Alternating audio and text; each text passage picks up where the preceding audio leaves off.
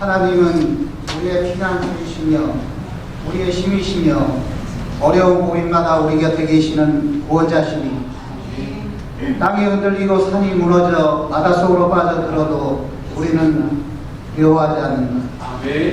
약속에 신실하시며 은혜와 사랑이 한량없으신 주 하나님을 찬양합니다. 저희를 부르셔 하나님의 자녀 삼으시고 무더위 속에서도 건강 지켜주심을 감사드립니다.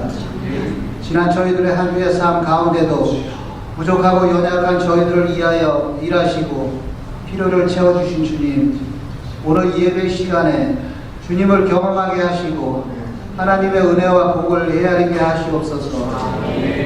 하나님의 뜻과 세상을 분별할 수 있는 지혜를 주시고 날마다 주님의 음성을 듣고 따르는 저희의 삶 되게 하시며 저희를 긍휼히 여기셔서 주님과의 사랑과 은혜를 회복시켜 주시옵소서.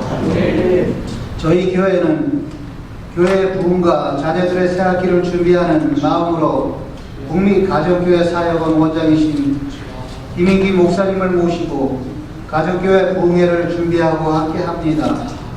이를 위해 매주 월요일부터 심야 오겹줄 기도회를 시작합니다. 부흥회를 위하여 시온영락교회 회개와 부흥이 있게 도와주시고 마음을 비우고 새로운 좋은 것으로 채우는 시간 되게 도와주시고 주님의 권능이 나의 능력 되기를 믿음을 더하는 시간 되게 도와주시고 나의 기도보다 나의 오겹줄 기도에 전심으로 기도하는 시간 되게 도와주시고 서로가 서로를 위해 기도하는 성공을 위해 빌어주는 귀한 시간 되게 도와주시옵소서.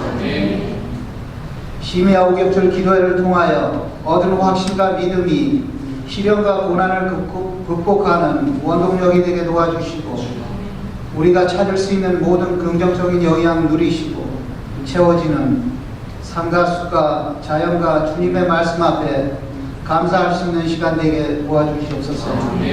저희들의 노부모님 건강을 위해 기도합니다. 원치 않는 질병으로 인하여 힘든 시간 통과하고 있는 성도님 가정이 있습니다. 주님께서 이분들을 위로해 주시고 불쌍히 여기셔서 마른 위에 근육이 자라듯 가능하지 않은 곳에 길을 내시고 병을 고치시는 하나님의 치유의 역사가 나타나기를 위해 기도합니다. 함께 기도하는 우리의 자녀들 하늘 새싹간 조일렘 중본부 축복하여 주시고 건강하고 복되고 바르게 자랄 수 있게 도와주시고 그들에게 하나님의 말씀과 가르침이 표적이 될 수 있게 도와주시옵소서. 오늘 예배를 돕는 모든 손길들을 기억하시고 하늘복과 땅복으로 채워주시옵소서. 이 시간 예배를 드리는 모든 성도와 처음 방문해서 예배드리는 모든 성도님께 하나님의 능력과 주님의 은혜를 누리는 귀한 시간 되게 도와주시옵소서. 말씀을 들고 서시는 이기준 목사님을 위해 기도합니다. 말씀 위에 축복을 더해 주시고 말씀 위에 영역을 더해 주시고 기름 부으셔서 목사님의 말씀을 통하여 저희들도 하여금 눈과 귀, 가슴에 울림이 있게 도와주시고 이 마음 가지고 사회 나가서 조금은 유익하게 선을 베풀고 나누면서 많지 않아도 지금에 감사할 수 있는 시간 마음 새길 수 있게 도와주시옵소서.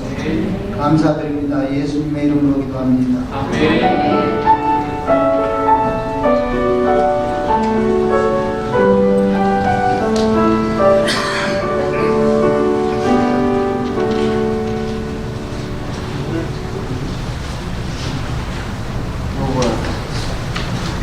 감사합니다. 너무 좋습니다. 이 시간 우리 하나님께서 우리에게 주시는 말씀 함께 읽습니다. 로마서 8장 17절부터 25절까지의 말씀입니다. 우리 조금 긴 말씀이지만 우리 같은 목소리로 함께 읽어보죠. 함께 읽습니다. 시작. 자녀이면 상속자이기도 합니다. 우리가 그리스도와 함께 영광을 받으려고 그와 함께 고난을 받으면 우리는 하나님이 정하신 상속자요 그리스도와 더불어 공동 상속자입니다. 현재 우리가 겪는 고난은 장차 우리에게 나타날 영광의 견주면 아무것도 아니라고 나는 생각합니다. 기존으로는 하나님의 자녀들이 나타나기를 간절히 기다리고 있습니다.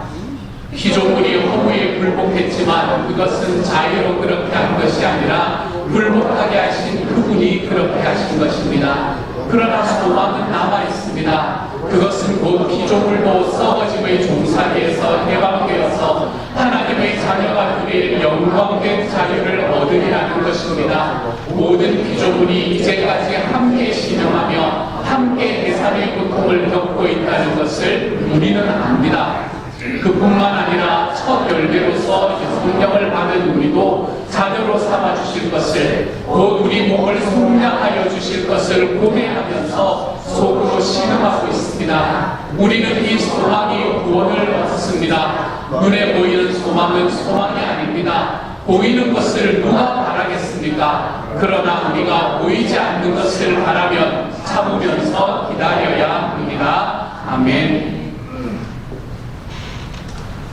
우리는 지난주에 그리스도인들은 말씀과 기도로 성숙해집니다 라는 말씀을 함께 나누었습니다. 그리고 말씀과 기도로 함께 성숙해지는 성숙은 개인을 넘어서 함께 서로를 세워가는 공동체의 요소도 거기는 너무나 중요하다. 우리가 누군가가 힘들어서 하나님 앞에 사람들 앞에 넘어지고 쓰러져가는 과정 속에 공동체가 세워주는 것이 너무나 소중하다라고 말씀을 드렸지요. 사실 목동 목장과 교회라는 공동체 없이 성장하는 신앙은 없습니다. 공동체 속에서 사람들은 성숙해져 가기 마련이지요. 하지만 제가 예전에 한번 말씀을 드렸던 종교개혁자 마르틴 루터라는 분은 하나님의 사람이 만들어지는 과정을 세 가지로 우리에게 이야기를 해주었던 것을 봅니다. 그분은 말씀과 기도로 거룩해질 뿐만 아니라 고난이 중요하다라고 언급하면서 고난이라는 것이 우리의 영적인 성장에 얼마나 소중한 요소인가라는 걸 말해주고 있습니다. 실제로 루터 자신도 수없는 고난 속에서 종교개혁자로서의 삶을 살기도 했지요. 하지만 그 사람의 삶을 돌아보지 않는다고 하더라도 우리는 성경 속에 나오는 어떤 사람도 고난이 없었던 하나님의 사람은 존재하지 않는구나 라는 것을 알 수 있게 됩니다. 우리의 삶에서도 물론 그렇고요. 사실 교회 공동체 안에서 성숙한다 라는 이 말은 단지 지역교회에 등록해서 그곳에 속해 있는다 라는 것만을 의미하지는 않습니다. 공동체에 속한다 라는 것은 공동체의 삶 속으로 우리가 들어간다 라는 걸 이야기하는 거지요. 공동체의 삶에 살아가려 한다, 공동체의 삶으로 들어가려고 한다라고 할 때 여러분 거기에는 반드시 부딪힘이 존재하고요, 갈등이 존재하기 마련입니다. 사람과 사람이 만나고 그것이 공동체를 이루는 삶으로 들어가려고 할 때 거기에는 여러 어려움과 장애물들이 예견되기 마련입니다. 혼자 살면 편할 것 같지만 우리가 공동체를 이루기 때문에 고난이 될 만한 것들이 눈에 보이게 되는 거지요. 하지만 우리는 그 너머에 있는 은혜를 바라며 공동체 속으로 들어가 보는 발걸음을 디뎌내 보는 겁니다. 고난 속으로 들어가는 삶, 우리가 공동체 안으로 또한 우리의 삶의 고난 속으로 들어가는 삶만이 우리가 하나님 앞에서 참된 성숙으로 가는 길이다 라는 것을 절대로 놓쳐서는 안 됩니다.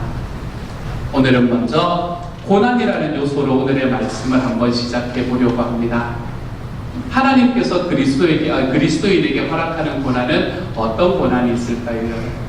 여러분은 여러분의 삶에 고난을 닥칠 때 어떤 푸념을 하시나요? 아니면 어떤 말로 그것을 여러분의 삶에 받아들이기 시작하나요? 하나님께서 그리스도인에게 허락하시는 고난은 사실은 우리의 이해를 넘어서는 신비한 영역이 존재합니다. 이것은 하나로만 우리가 이야기할 수가 없어요.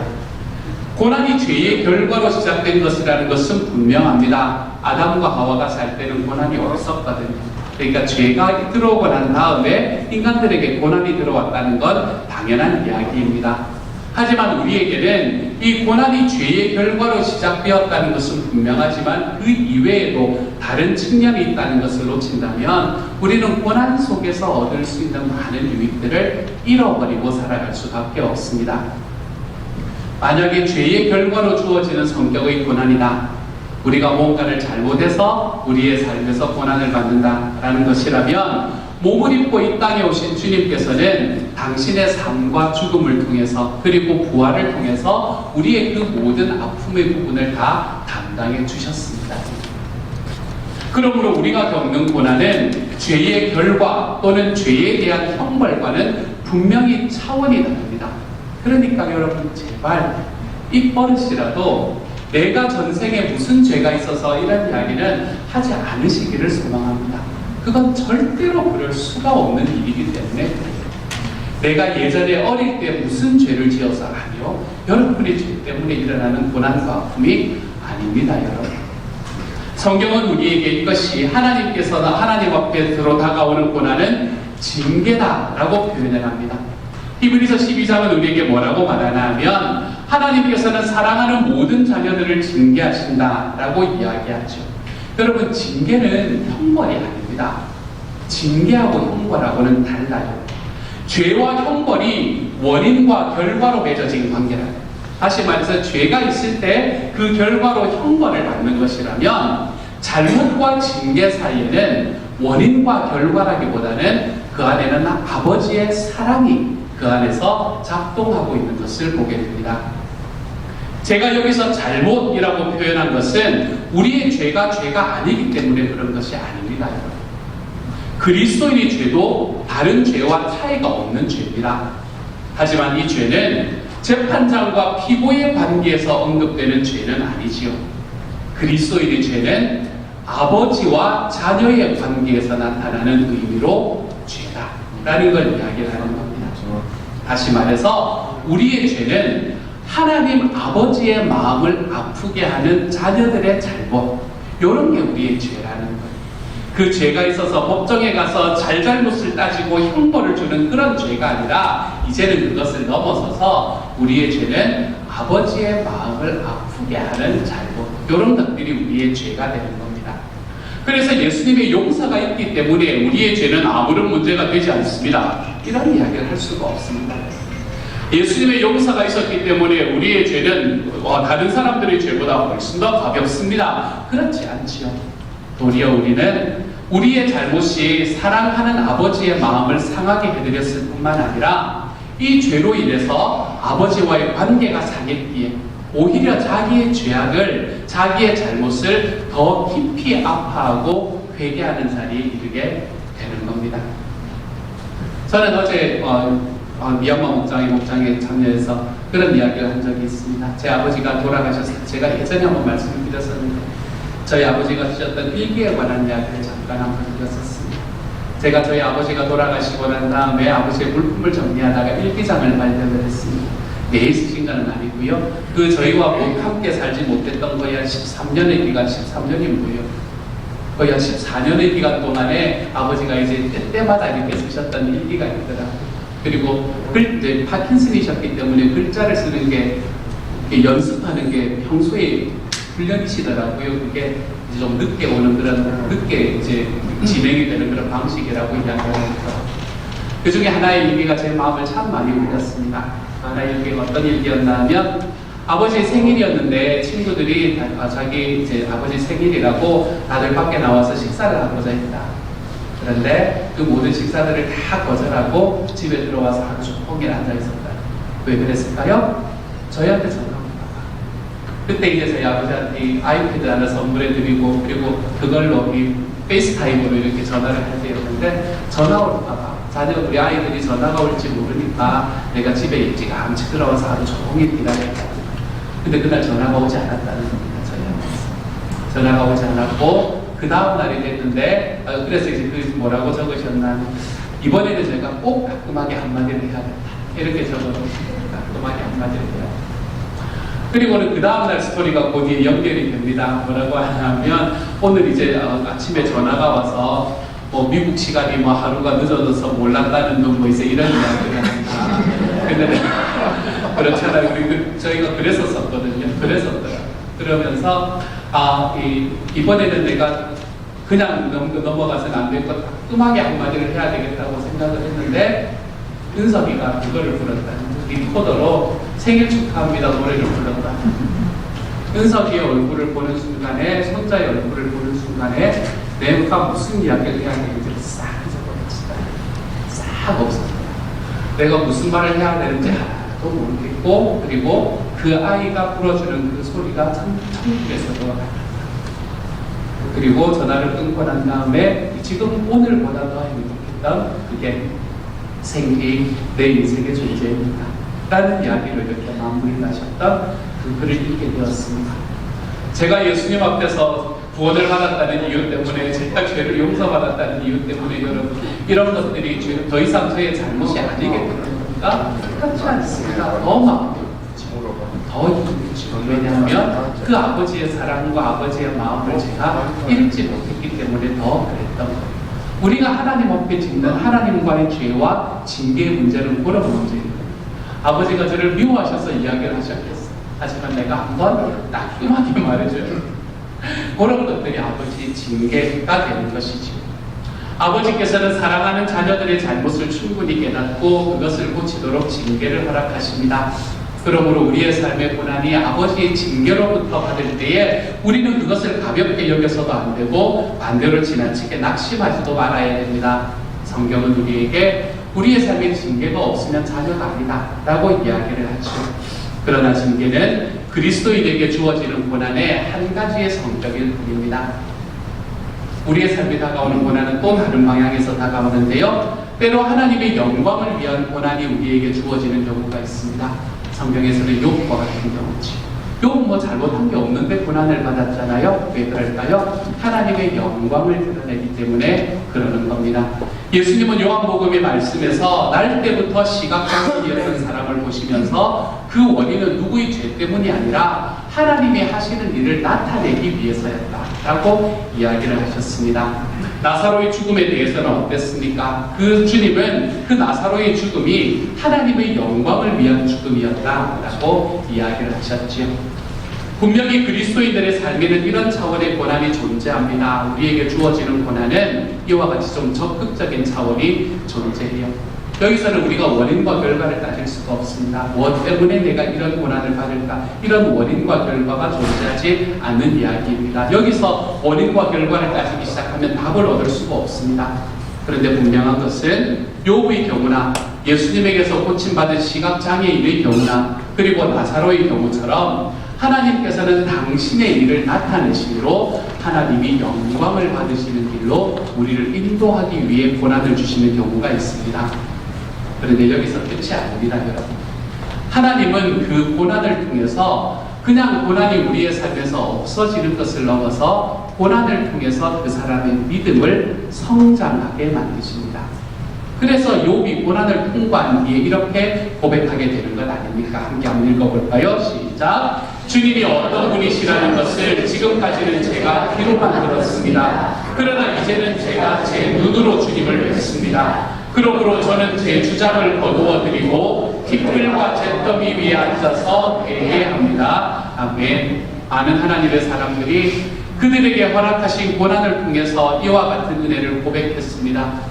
그래서 히브리서 12장은 우리에게 이렇게 말하지요. 같이 읽습니다. 시작. 무릇 징계는 어떤 것이든지 그 당시에는 즐거움이 아니라 괴로움으로 여겨지지만 나중에는 이것으로 훈련받은 사람들에게 정의의 평화로운 열매를 맺게 합니다. 아멘. 징계로 주어지는 고난도 여러분 우리에게 이런 차원의 적극적인 열매를 맺게 만든다는 겁니다. 징계로 주어지는 고난도 우리를 성장시킨다는 이야기입니다. 그렇지만 그리스도인에게 주어지는 고난에서 우리는 이 두 가지 이외에도 또 다른 의미를 발견합니다. 그것은 하나님의 복음을 위해서 받는 고난, 믿음 때문에 겪는 고난이 우리의 삶에는 존재합니다. 이것이야말로 이 시대의 그리스도인들에게 절실하게 요구되는 차원의 고난이라고 할 수 있겠습니다.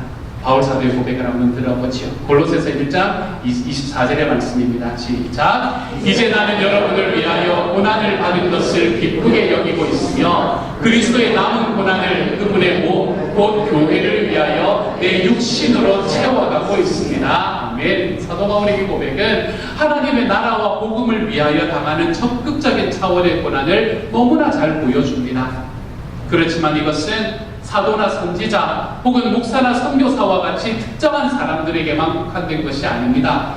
이런 적극적인 고난은 모든 그리스도인들에게 열려 있을 뿐만 아니라 그들에게 요구되는 것이기도 하죠.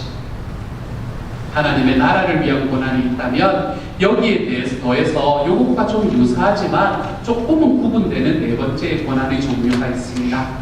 그것은 그리스도인들이 믿음을 따라 경건하게 살고자 한다면 피할 수 없는 고난, 그것이 우리의 삶에는 존재합니다. 그래서 이것을 저는 필연적 고난이라고 불러보려고 합니다. 필연적이라는 말은 우리가 신앙을 가지고 살아가려고 한다면 그로 인해서 고난을 받는 것이 이상하거나 아니면 특별한 일이 아니고 그것이 당연한 일이다 라는 것을 우리에게 말하는 겁니다. 그래서 사도 베드로는 우리에게 이렇게 말하지요. 같이 읽습니다. 시작. 사랑하는 여러분, 여러분을 시험하려고 시련의 불길이 여러분 가운데 일어나더라도 무슨 이상한 일이나 생긴 것처럼 놀라지 마십시오. 아멘. 이렇게 말씀합니다. 이것은 우리가 하나님의 나라와 이 세상의 나라라는 이 두 나라의 시민으로 살아가기 때문에 피할 수 없는 것이기도 합니다. 하지만 만일 우리가 끊임없이 우리의 믿음을 타협하고 살아가려고 한다거나 아니면 우리의 믿음이라는 것을 교회 생활에만 국한하여서 사용하려고 한다면 물론 우리는 이런 고난들 다 피해갈 수 있습니다. 그렇지만 이런 사람은 자신의 신앙이 참된 것인지 아닌지를 확신할 수가 없을 겁니다. 그리고 어쩌면 형식적인 신앙 아니면 위선적인 신앙에 머무를 위험이 너무나 큽니다. 하나님의 나라와 복음을 위하여 받는 고난도 피해가려고 하면 얼마든지 피해갈 수 있습니다, 여러분. 내가 지옥에 가지 않을 만큼의 최소한의 신앙생활을 하고 그것으로 충분하다. 고난과 불이익과 손해가 싫어서 하나님의 나라와 복음을 위한 수고를 나는 거절한다 라고 이야기하는 분이 계시다면 이 또한 하나님께서 우리에게 주시는 신앙의 진수를 맛보는 데서 우리를 점점 더 멀어지게 할 뿐입니다. 오늘의 본문도 고난에 대해서 우리에게 한마디를 해주고 있지 않습니까? 오늘의 본문이 고난에 대해서 말씀하는 걸 한번 들어보십시다. 17절 18절의 말씀입니다. 함께 읽지요. 시작. 자녀이면 상속자이기도 합니다. 우리가 그리스도와 함께 영광을 받으려고 그와 함께 고난을 받으면 우리는 하나님이 정하신 상속자요 그리스도와 더불어 공동 상속자입니다. 현재 우리가 겪는 고난은 장차 우리에게 나타날 영광의 견주면 아무것도 아니라고 나는 생각합니다. 아멘. 이 말씀이 너무 좋습니다. 우리는 그리스도 안에서 예배하신 하늘의 영광스러운 기업을 상속받을 상속자입니다. 그런데 영광을 상속받기 위해서 우리는 이 세상에 살아가며 고난도 함께 감당해야 된다라고 이야기를 합니다. 그러므로 고난은 영광의 기업을 받기 위한 준비입니다. 여러분, 영광과 고난이라는 건요 취사 선택할 수 있는 게 아니에요. 나는 영광은 받고 고난은 안 받고 싶어요. 이럴 수 있는 게 아니라는 겁니다. 물론 그런 분은 안 계시지만 나는 고난만 받고 영광은 안 받고 싶어. 이것도 안 된다는 겁니다. 이건 취사 선택의 문제가 아닙니다. 이 둘은 항상 세트로 우리에게 함께 온다는 이야기입니다. 성경은 언제나 현재의 고난을 우리가 누릴 영원한 영광과 대비시킵니다. 이것이 우리가 고난을 대할 때 가져야 하는 가장 기본적이고 궁극적인 관점입니다. 왜냐하면 이 관점이 근본적으로 고난을 감당할 힘을 제공해 주기 때문입니다. 어떤 관점 말입니까? 현재 우리가 겪는 고난은 장차 우리에게 나타날 영광에 견주면 아무것도 아니라고 나는 생각합니다. 이 관점 말입니다. 이 관점을 우리가 딱 가지고 있을 때 우리의 삶에 있는 고난이 우리의 삶에 앞으로 보여질 나의 영광과 비교할 수 없다는 것을 알 때 우리는 우리의 고난 안에서 우리의 삶의 신앙이 성장해 나가는 것을 볼 수 있게 되는 거죠. 이 말씀은 어떻게 현재의 고난이 신앙을 자라게 할 수 있을지를 보여줍니다. 고난 중에서 장래의 영광의 크기를 바라봄으로 우리의 믿음이 성장합니다. 믿음은 있잖아요. 당장 현재의 고난에서 벗어날 것을 기대하는 것이 아니라 궁극적으로 우리가 누릴 영광을 바라보면 우리의 고난이 아무것도 아니라는 걸 알게 됩니다. 쉽게 말하면 이런 거잖아요. 지금 공부하는 게 너무 힘들지만 내가 이 공부하고 나면 앞으로 나의 삶에 어떤 일이 펼쳐질 거라는 걸 알 때 지금 하는 공부가 하나도 어렵지 않은 것을 우리의 자녀들이 다 경험하고 살아가고 있지 않습니까? 그렇게 될 걸 믿습니다. 그렇지 않습니다. 우리의 나중에 있는 영광과 지금의 고난이 딱 비교됐을 때, 지금 내가 받는 고난이 고난이지만 나중에 영광과는 비교할 수가 없지. 이걸 알 때 여러분, 우리는 우리의 삶에서 지금 우리가 겪는 고난 속에서 하나님 앞에 나를 성장시키는 자리로 우리를 끌고 갈 수 있게 되는 거죠. 믿음은 당장 현재의 고난에서 벗어날 것을 기대하는 것이 아닙니다. 오히려 궁극적으로 우리가 누릴 영광을 바라보는 소망, 이게 우리의 믿음이라는 겁니다. 그래서 오늘의 본문에는 유난히 믿음의 미래적인 성격을 보여주는 단어들이 되게 많이 등장합니다. 여러분, 제가 다 적진 않았는데 한번 들어보세요. 19절에서는 간절히 기다리고 있습니다. 미래죠, 그렇죠? 23절에서는 고대하면서 미래에 있는 거죠. 24절에서는 이 소망으로 구원을 얻었습니다. 소망이라는 단어가 이미 미래에 있는 거잖아요. 그리고 내가 그것을 바라겠습니까? 내가 바라는 것도 미래에 있는 거잖아요. 25절에서도 기다려야 합니다 라는 단어들이 오늘 말씀에서는 마구마구 사용이 됩니다. 나의 미래에 놓여있는 하나님의 영광과 지금 있는 고난을 비교해보라 라고 이야기를 하고 있는 이야기이죠. 이 점에서 장래의 영광을 바라는 소망이 없는, 그것이 결여된 믿음은 참된 믿음일 수가 없습니다. 아무리 열심히 기도하고 엎드려도 그가 구하는 것이 현실의 것이 전부라면, 현재의 삶에서 우리가 얻을 것들만 구한다면 그의 신앙은 참된 기독교 신앙이라고 말할 수가 없을 겁니다. 이런 것을 표현하는 정말 멋진 단어가 있죠. 이런 걸 우리는 기복신앙이다 라고 말하기도 하죠.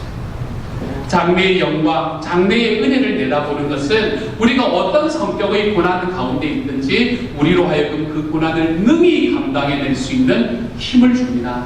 그래서 사도 바울은 에베소 교회를 위해서 이렇게 기도했습니다. 같이 한번 읽어보죠. 시작. 여러분의 마음의 눈을 밝혀주셔서 하나님의 부르심에 속한 소망이 무엇이며 성도들에게 베푸시는 하나님의 영광스러운 상속이 얼마나 풍성한지를 여러분이 알게 되기를 바랍니다.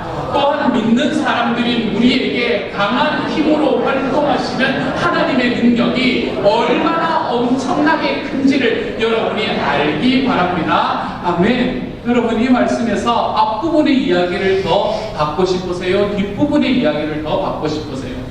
하나님의 부르심에 대한 소망, 성도들에게 베푸시는 하나님의 영광스러운 상속의 풍성함, 이게 여러분의 눈이 더 가세요? 안 그러면 믿는 사람인 우리에게 강한 힘으로 활동하시는 하나님의 능력이 얼마나 큰가, 이것에 더 눈빛이 가세요?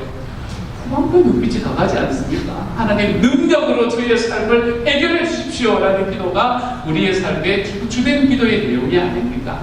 근데 오늘의 말씀에는 강한 힘으로 활동하시는 하나님의 능력, 이것을 이야기하기 전에 오히려 부르심에 속한 소망, 성도들에게 베푸시는 하나님의 영광스러운 상속의 풍성함, 이런 것들이 먼저 나오고 있다는 걸 좀 주목해 보십시오. 우리가 하나님의 전능하신 능력, 우리를 모든 환난에서 건져주실 능력을 믿고 의지하는 것은 물론 중요합니다. 하지만 사도 바울은 에베소 성도들이 무엇보다도 먼저 부르심에 속한 소망, 하나님의 영광스러운 상속의 풍성함을 보게 하시기를 간구하고 있는 겁니다. 사랑하는 여러분, 현재의 고난을 감당하는 성도의 힘은 장래의 영광을 바라보는 소망에서 나온다는 것은 성경의 일관된 가르침입니다. 그리스도인들이 고난 중에 있을 때 믿음으로 해야 하는 가장 중요한 일은 이 두 가지를 비교하는 겁니다. 여러분, 지금 나의 삶에 오는 고난과 장래에 하나님이 나에게 베푸실 그 영광스러운 소망을 비교해 보는 겁니다. 현재 내가 당하고 있는 고난이 주님이 나를 통해서 만들어 가실 영광의 풍성함과는 비교할 수가 없다. 이런 마음으로 우리의 삶의 고난을 감당할 때 우리의 믿음은 고난 속에서 자라가고 성숙해가기 시작을 합니다. 하지만 어떻게든 고난을 피해가고 고난이 주는 괴로움을 경감시키는 데만 우리의 모든 관심이 다 쏠려 있다면 여러분, 그 안에서 우리의 신앙은 자라가기가 어려울지도 모릅니다. 고난을 감당하게 하는 힘이 장래의 영광을 바라는 것이다 라는 이 말은 자연히 미래를 이야기하고 장래를 이야기하니까 우리를 시간이라는 주제로 데리고 갑니다. 하나님의 구원은 시간적으로 이루어진다는 사실을 이해하는 것이 대단히 중요합니다. 하나님의 시간에 매이거나 시간에 제한받지 않으시는 분이죠. 하지만 그분은 우리의 구원을 이루는데 시간이라는 요소를 사용하기로 작정하셨습니다. 여러분 잘 아는 이야기가 있지 않습니까? 로마는 하루아침에 이루어지지 않았다. 이런 이야기를 여러분 많이 듣지 않았습니까? 로마가 하루아침에 이루어지지 않았듯이 한 사람의 성도도 하루아침에 만들어지는 게 아닙니다. 우리는 인생이라는 시간을 통해서 우리의 신앙이 점점 자라갑니다. 그리고 그 안에서 우리는 하나님 앞에 성장하고 성숙하는 자리로 점점 향해서 가게 되지. 시간이라는 요소를 거스를 힘이 사람에게는 주어지지 않았습니다. 고난은 언제나 시간이라는 요소와 함께 사용한다는 사실, 작동된다는 사실, 이것은 우리가 어디서 찾아볼 수 있냐면, 여러분 고난이 올 때 우리가 어떤 이야기들을 많이 합니까? 언제까지? 이런 얘기 많이 하잖아요. 우리는 고난을 이야기하면 자꾸 그것을 시간하고 연결합니다. 그것을 우리는 잘 알고 있는 거예요. 하나님께서도 고난을 시간과 함께 연결해서 우리의 신앙을 자라게 만드는 데 사용하십니다. 고난의 시간과 기간은 하나님께서 주권 가운데 결정하십니다. 그것을 시편 105편은 우리에게 이렇게 잘 보여줍니다. 함께 읽지요. 시작. 곧 여호와의 말씀이 응할 때까지라 그의 말씀이 그를 단련하였다. 아멘. 이건 어떤 스토리인가 하면 요셉의 스토리를 하다가 나오는 이야기입니다. 시편의 기자는 요셉의 고난을 설명하면서 이 고난이 여호와의 말씀이 응할 때까지다 라고 이야기합니다. 사실 요셉의 고난은 역사적으로는 어떻게 당했나 하면 17살에 감옥에 들어가서 30살 때 애굽의 총리 대신이 됩니다. 그러므로 그의 고난은 13년이에요. 그러므로 여기서 여호와의 말씀이 응할 때까지 라는 말이 요셉에게는 13년을 이야기한다라고 이야기할 수가 없습니다. 이것은 그런 걸 말하는 게 아니라 여호와의 말씀이 응할 때까지, 다시 말해서 하나님의 때가 올 때까지 주님께서는 고난을 통해 요셉을 성장시켜 나간다라고 이야기를 하고 있는 겁니다. 하나님의 때가 될 때까지 하나님께서는 당신의 자녀들에게 고난을 허락하십니다. 그리고 그 하나님의 때는 하나님의 의도가 성취되는 시간을 이야기하죠. 그래서 우리의 삶에 있는 고난은 시간과 함께 우리의 믿음을 만들어갑니다. 우리가 시간이라는 요소를 생각하면 여러분, 느긋함을 가지는 사람들은 잘 없는 거예요. 어떻게 하면 좀 빨리 이게 나에게서 해결돼, 이런 것들을 자꾸 이야기하잖아요. 너무 당연하죠. 힘드니까. 그래서 우리는 시간이라는 요소를 생각할 때는 보통 느긋함보다는 조급함을 느끼고는 합니다. 해야 할 일은 많은데 시간은 없다고 느낍니다. 그리고 어떤 때는 시간을 낭비했다라고 생각을 하는데도 적지 않습니다. 시간을 낭비했다고 느끼는 때는 어떤 때입니까? 대부분 우리가 우리의 성취를 생각할 때 우리는 자꾸 시간을 낭비했다라고 생각합니다. 하지만 그리스도인에게 시간은 좀 다르게 작동을 합니다. 성취한 것이 별로 없기 때문에 낭비했다라는 느낌을 갖는 것은 자연스럽기도 합니다. 하지만 여기에는 다른 요소도 존재합니다. 우리의 실패와 우리의 고난으로 채워지는 시간조차도 하나님의 말씀이 성취되는 시간이 될 수 있기 때문에 그렇습니다. 나는 실패한 것 같고, 나는 지금 고난 속에서 시간을 허비해버린 것 같지만 그 실패와 허비의 시간까지도 하나님께서는 우리의 삶에서 하나님의 말씀이 성취되는 시간으로 사용하실 수 있기 때문에 그렇습니다. 요셉의 삶이 그걸 잘 보여줘요. 소위 잃어버린 13년이라고 불릴 만한 요셉의 시간은 이집트의 총리로 성공하기 위해서 여러분, 요셉이 의도하고 요셉이 준비한 시간이 절대로 아니었습니다. 그야말로 요셉에게는 무의미해 보이는 시간이었습니다. 내가 여기서 이 모양 이 꼴로 뭘 하고 있나 라는 생각이 들 만한 그런 시간이었었습니다. 하지만 그 시간들, 요셉에게는 무의미해 보이는 그 시간들을 하나님께서는 하나님의 의도를 갖고 하나님의 시간표를 따라서 요셉을 인도하고 계셨던 거죠.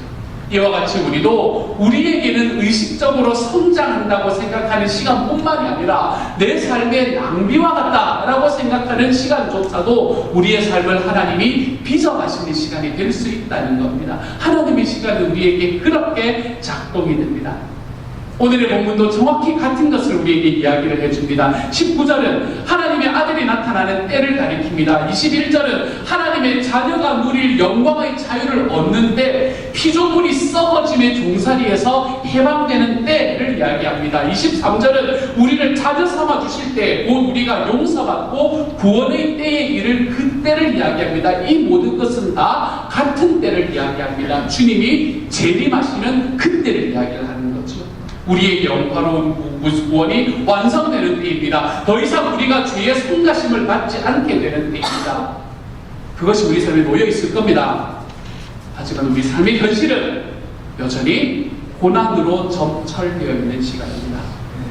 현재의 시간이 고난으로 점철되었기에 사랑하는 여러분, 미래의 시간을 기다리는 우리의 갈망과 소망이 더 깊고 뜨거워질 수 있기를 소망합니다. 내가 이 시간이 너무 아프고 힘들기에 하나님께서 나에게 영광스러운 배으로 베풀어 주실 그 하나님의 시간이 우리의 삶에 더욱 뜨겁고 더욱 간절해질 수 있는 하나님의 사람이 되기를 소망합니다. 오늘 본문의 동사들은 그걸 너무나 잘 보여줍니다. 19절에서는 간절히 기다리고 있습니다. 열렬하게 열망하고 기대하고 있다는 말입니다. 23절에서는 고대한다고 이야기합니다. 강렬하게 내가 기다리고 있습니다 라는 것을 이야기하죠. 25절에도 기다려야 합니다 같은 단어를 사용을 하고 있습니다. 이 말씀을, 이 이야기를 사도 바울은 24절에서 이렇게 너무나 명확하게 표현해 줍니다. 같이 한번 읽어보지요. 시작. 우리는 이 소망으로 구원을 얻습니다. 눈에 보이는 소망은 소망이 아닙니다. 보이는 것을 누가 바라겠습니까? 아멘. 믿음의 미래적인 요소, 시간적인 요소를 드러내기 위해서 사도 바울은 믿음을 소망이라는 단어로 지금 대체해서 사용을 하고 있는 겁니다. 믿음에서 시간적인 요소를 제거하면 그건 믿음이 아닙니다. 믿음 안에서 우리의 기다림을 제거하면 그것은 믿음이 아닙니다. 믿음 안에서 하나님께서 내가 살아가는 나의 삶에서의 계획 속에서도, 나의 삶의 실패하는 과정 속에서도 하나님의 때가 이루어지고 있다는 이 시간적인 요소가 그 믿음 안에 빠져버리면 우리의 믿음은 믿음이 아닙니다요. 그러므로 우리의 믿음은 소망과 늘 연결될 수밖에 없습니다.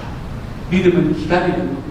고난의 현재에서 영광의 장래에 이르기까지 기다리는 것, 그것이 바로 믿음입니다. 이 기다림의 시간을 통해서 하나님은 우리가 의식하지 못하는 동안에도 우리의 믿음이 자라가도록 우리를 빚어가시게 되는 것이죠.